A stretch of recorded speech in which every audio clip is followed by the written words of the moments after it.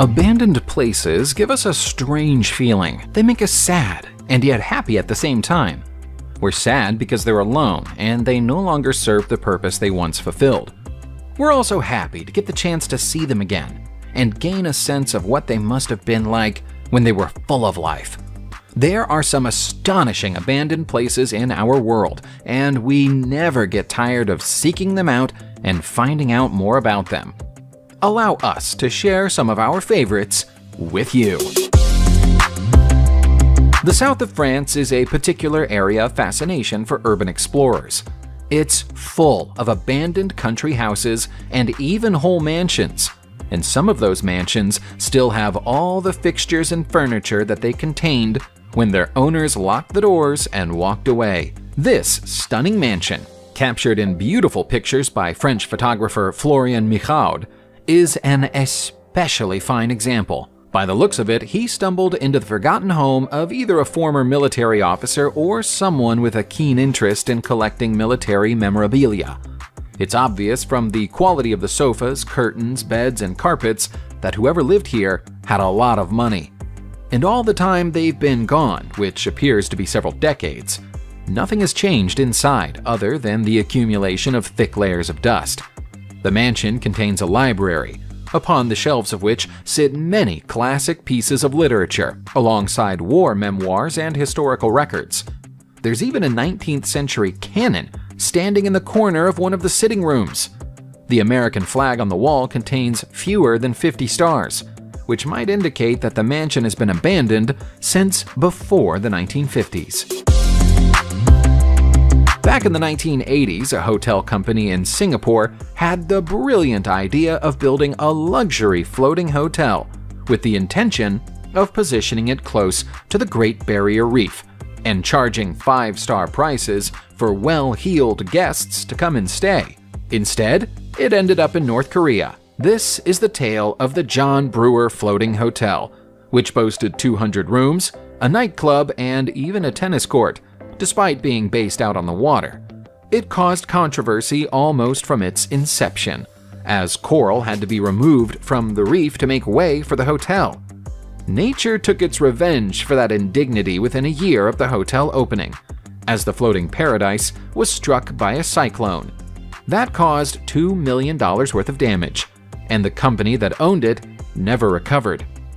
A Japanese company bought it and moved it to Vietnam, where it stayed for 10 years before being sold to North Korea, where it was renamed Hotel Haeguengang. Kim Jong-un visited the hotel in 2018 and took a personal dislike to it, calling it shabby and lacking character.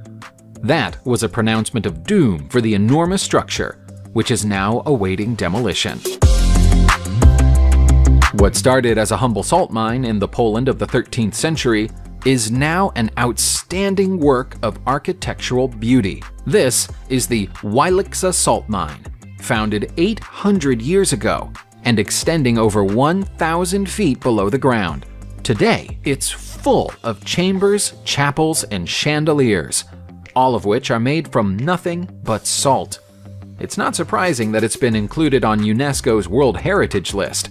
There are more than 2,000 individual chambers inside the mine, some of which are more intricately decorated than others, but all of which are stunning. You'll even find underground lakes down there, although swimming in and drinking from the lakes is discouraged. You'll find that they're more than a little salty. Commercial mining at the site ended in 1996 due to repeated floods and the falling value of salt, but it remains open today as a unique tourist attraction. It's amazing to think that these rooms were created not by artists or architects, but by miners working with nothing more elaborate than hand tools. There are underwater tunnels and secret bunkers below the ground of many European nations, most of which were built during the Second World War. Here's one in Samara, Russia, that was designed to home and protect the leaders of the country's NKVD if Moscow were to be captured by the Germans. In terms of design, it's similar to the more famous Object No. 1 bunker that was built for Stalin, but this bunker construction is instead known as the Beria Bunker, after senior Soviet figure Lavrenti Beria. For many years after the war, the bunker was inaccessible due to flooding, but the waters have now subsided enough to allow intrepid explorers in, so long as they don't mind getting a little wet. It appears that the bunker is unfinished, with building work halted in 1943 as the threat to Moscow from the Nazis subsided. If there was ever any special or secret equipment down here, it's either been removed or been destroyed by the water. Nevertheless, it's a bunker system of such size that it's easy to imagine that people could have lived down here for months, perhaps even years if they had to. If looking at that underground shelter has made you think you might like one of your own, here's one you could buy in Las Vegas, USA for $18 million. This extravagantly luxurious shelter was built during the 1970s at the height of Cold War tensions by someone who decided that if they were going to have to cut themselves off from the world for a while, they might as well ensure they're comfortable while doing it. Jerry Henderson was the man who built it. As a billionaire who made money through interests in the Gulfstream Aerospace Corporation and Avon, he had the resources to do it. The shelter is 30 feet below ground and, theoretically, nuclear bomb-proof, and featured a painted sky and countryside on its walls to make the occupant feel like they're still living above the ground. Almost nothing inside has been touched since the year it was finished, which makes the bunker feel a little bit like a time capsule. Unlike the sort of bunker the average citizen might have had to rely on in the event of an attack, the shelter Jerry built is neither cramped nor claustrophobic. All told, it covers more than 5,000 square feet. When an American couple bought a disused mansion in Virginia in 2019, they knew they had a lot of maintenance work on their hands. It had stood empty for 2 years and had barely been modernized or refurbished since it was built in 1852. What they didn't know is that during their refurbishment work, they would stumble on a secret room that didn't appear on the building's plans, and inside that room, a collection of alcohol that must have been stashed away inside during America's 1920s Prohibition era. Unfortunately, almost all of the bottles were empty, and they were stored in a messy, disorganized pile. Some of them still contained spirits though, and in theory, the spirits would still be fine to drink as their containers are airtight. What makes the discovery odd is that during the 1920s, this building was known as Aventine Hall and was the main building of Luray College. We don't know whether to blame the teachers or the students for this enormous law-breaking collection of prohibition booze, but it's apparent that someone who was based here had quite a drinking habit. The tale of New Bedford's Orpheum Theater in Massachusetts, USA is a sad one. This is a staggeringly gorgeous building that deserves a better fate than the one that it's met with. When it was brand new in the second decade of the 20th century, it was a vaudeville hotspot. But the fact that it opened on the same day the Titanic sank in April 1912 might have been a bad omen for the building. The French Sharpshooters Club ran the venue from its opening until the Second World War, at which point it was requisitioned by the US military and used as a training center. The military moved out after the war, and the Orpheum reopened as a cinema, but that idea didn't catch on. The owners went back to running vaudeville shows, but the vaudeville era was over, and the shows didn't attract enough paying customers to keep the theater open. With nowhere left to turn, the theater was sold to a tobacco company in 1958. They used it as a storage facility, but that company is now long gone, and the theater is empty and falling to pieces. Visit Sorrento in Italy and peek down into a deep crevasse from just the right vantage point, and you might be able to catch a glimpse of the Val di Mulini, better known as the Valley of the Mills. Incredibly, the people of the 13th century managed to not only climb down into the depths of the crevasse, but also built mills down there. By doing so, they were able to harness the power of the stream down there and use it to grind industrial quantities of wheat. For the next few centuries that followed, all the wheat in the Sorrentine Peninsula came from this geographically improbable location, and the buildings expanded to include a wash house and a sawmill. production work didn't come to a close until the 1940s, when the opening of brand new pasta mills nearby made them obsolete. Very few people have visited the crumbling building since, but those who have say that foliage is growing so thickly in and around the shells of the old mills that they'll collapse under the weight one day soon. It's impossible not to feel a sense of great wonderment when you're standing inside our next abandoned location, which is in the Belgian city of Charleroi.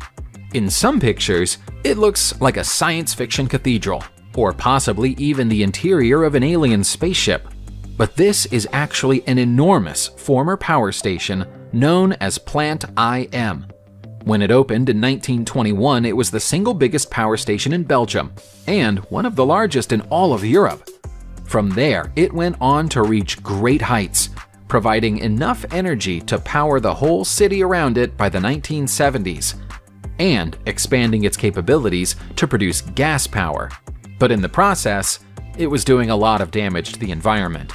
An inspection in the early 21st century revealed that 10% of Belgium's entire carbon dioxide emissions came from this one plant, and the public availability of that fact attracted the attention of Greenpeace.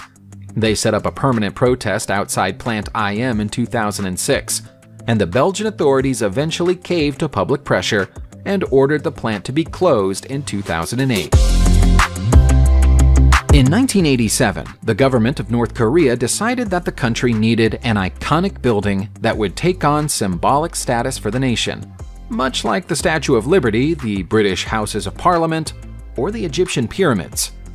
That building was to be the pyramid-shaped Ryugyong Hotel in the country's capital city of Pyongyang. The fact that you probably haven't heard of it ought to tell you that the plan failed. Things went so badly wrong with the project that it's now informally known as the Hotel of Doom. From the outside, it looks like an impressive structure, but the exterior is about as far as the builders and architects got. Inside, it's an empty shell. There ought to be 3,000 hotel rooms, floor after floor of office space, and 8 rotating restaurants on the upper floors. Instead, there's nothing. The building ought to have been finished by 1990, but it was still nowhere near ready at the start of 1992, by which point more than $750 million had been spent on it. The furious Pyongyang government stopped funding the construction work, and the project was mothballed. It's allegedly going to be finished one day, but we're 33 years on from the start date, and there's no sign of recent activity. Mir Diamond Mine in Mirny, Russia, was once the biggest diamond mine in the world, and the second largest hole in the ground ever created by human beings. Today, it's a gaping, empty scar on the surface of the Earth, and a daunting thing to look at. Staring straight down the hole, you could easily believe that it's a portal directly into hell.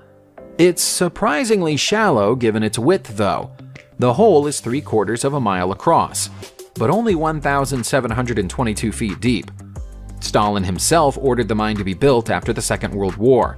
The Soviet Union had debts to pay, and the prevalence of diamonds in the Mir area was a good way to pay them. Building anything here in the Siberian landscape isn't easy. When jet engines failed to melt the permafrost enough to start digging in 1955, explosives had to be used. The hard work turned out to be worth it, though. During its best years, the mine was producing an annual haul of 10 million carats of diamonds. Pit mining work has come to an end in the modern age, and the airspace above the mine is off limits because of the risk of planes and helicopters falling in. You might know the city of Chicago in the USA as the Windy City, but at one point in its history, it was also known as the world's candy capital. That was because of the presence of Brach's candy factory, which was the single biggest confectionery plant in the United States of America when it was open. Today, the site is a little less sweet than it used to be. It's broken down and neglected, and one day soon, it will be totally demolished. Brach's built the factory in 1923 at the cost of $5 million. Adjusted for inflation, that would be the equivalent of $75 million today. And far more than most companies would dream of spending on a single factory, no matter how large it might be. Over 250 different candy products were made here, and over the next 75 years, it survived a huge explosion during the 1940s, the Great Depression, and the rise of health concerns about children eating candy. It could not, however, cope with the surge in sugar prices that arrived in the 1990s. Despite trying to struggle on, the business became unsustainable in 2003 and shut its door. The only people who've been inside it since were the production crew of the Batman movie The Dark Knight, who used it as a filming location in 2007. Subscribe to the channel, turn on the notification bell, and enjoy watching new videos on my channel. Thanks for watching, and see you soon!